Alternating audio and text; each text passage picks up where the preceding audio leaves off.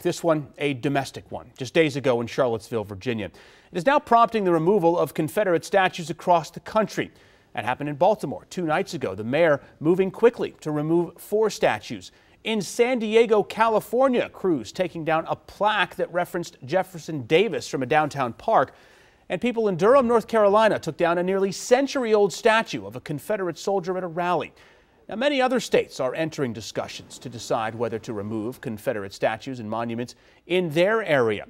Vandals are also taking advantage of the situation. Multiple statues have been damaged this week, including here a monument of a Confederate soldier outside the Loudoun County Courthouse. Authorities say somebody spray painted 2 messages on the front and back, one that said "You lost," and the other one that we can't exactly show you here, using obscene language. What does President Trump have to say about all this? Here's what he tweeted today. "Sad to see the history and culture of our great country being ripped apart with the removal of our beautiful statues and monuments. You can't change history, but you can learn from it. Robert E. Lee, Stonewall Jackson. Who's next? Washington, Jefferson? So foolish." Also, the beauty that is being taken out of our cities, towns, and parks will be greatly missed and never able to be comparably replaced. Now, here's what Virginia Governor Terry McAuliffe said about the statues today. Charlie, it's not just about monuments. This was a big issue that happened in this country on Saturday. These people who came to Charlottesville, the neo-Nazis, the alt-right, they weren't here about a statue. They went to the University of Virginia on Friday night with their torches. That had nothing to do with the statue. There is hatred, there is bigotry that has been unleashed in this country, and we need to understand how it's happened, most importantly, what we can do going forward as a nation. Well, going off script with us tonight, Adam Rothman, history professor at Georgetown University. Great to see you again, twice in 1 week. Good to have you here. So, as the governor just said, this debate isn't really about statues. It's become kind of an epicenter for people on 2 sides. Can we discuss that a little bit?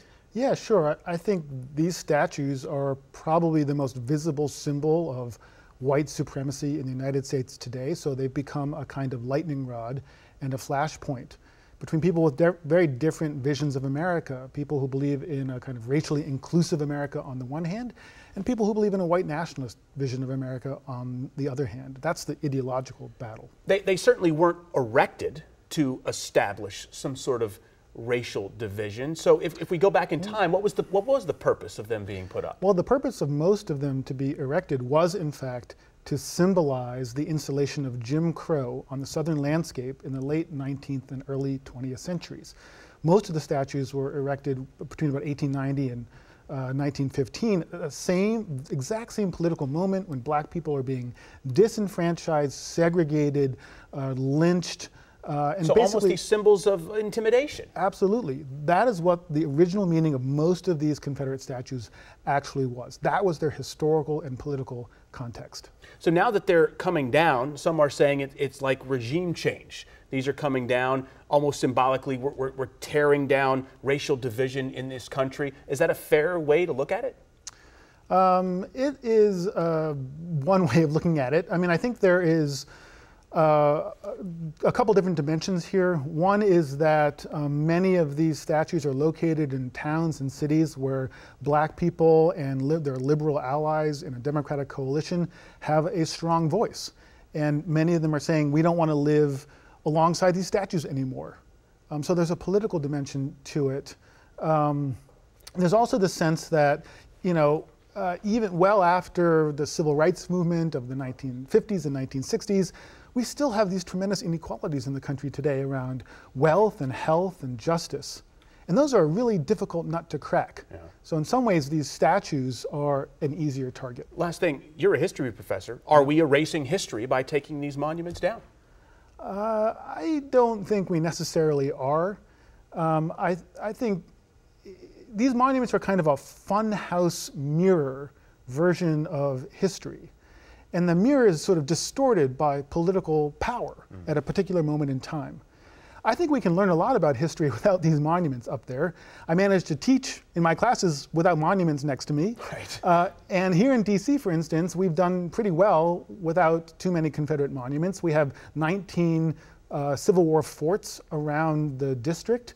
which if you want to learn about Civil War history, you can go visit one of those, or a museum, or read a book. You can do a lot of things to learn about history than gaze at a statue of Robert E. Lee. And now we wait and see how far this momentum will go of these statues coming down. It's something we'll be certainly following closely. Appreciate your insight, Adam Rothman, professor of history at Georgetown University. Thank you for having me. Thanks for coming in. So this debate is now headed to the U.S. Capitol. House Minority Leader Nancy Pelosi and New Jersey Senator Cory Booker are calling for the removal of Confederate monuments on Capitol grounds. Both plan to draft legislation to remove the statues. Now, we told you yesterday there are 12 statues in Statuary Hall, the collection there. Right now, only the states can decide what statues are in that collection. They have the power to put them there or remove them. House Speaker Paul Ryan's office and GOP leaders say they want to keep it that way.